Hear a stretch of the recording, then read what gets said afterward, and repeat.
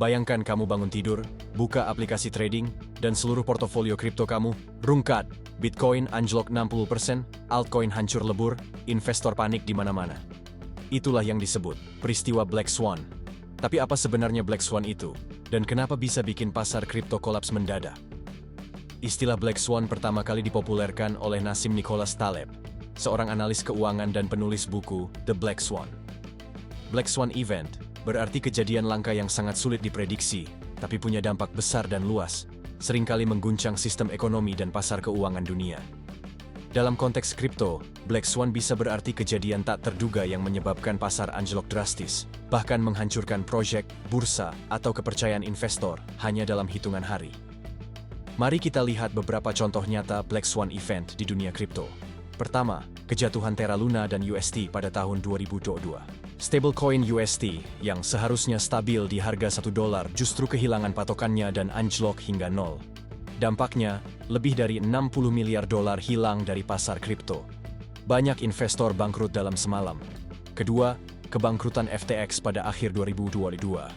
Bursa kripto terbesar kedua di dunia runtuh akibat skandal penipuan internal. Kepercayaan publik terhadap centralized exchange langsung hancur.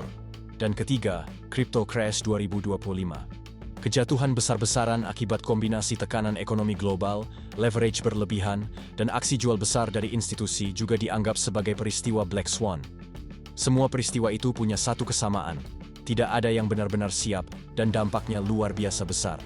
Ada 3 ciri utama peristiwa Black Swan. Pertama, tidak terduga dan tidak bisa diprediksi.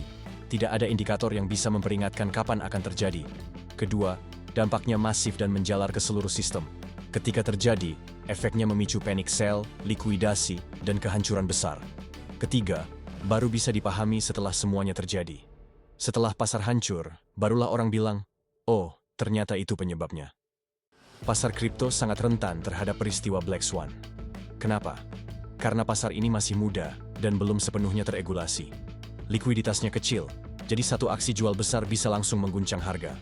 Leverage di futures juga membuat efek domino makin parah.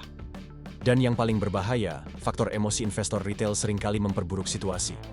Singkatnya, kripto adalah pasar yang sangat cepat, sangat emosional, dan sangat rentan terhadap kejadian besar tak terduga. Lalu, bagaimana cara kita melindungi diri dari peristiwa Black Swan? Pertama, jangan pernah all in di satu aset. Kedua, simpan dana darurat di luar kripto. Ketiga, gunakan stop loss dan batasi leverage. Keempat, fokus pada fundamental, bukan FOMO.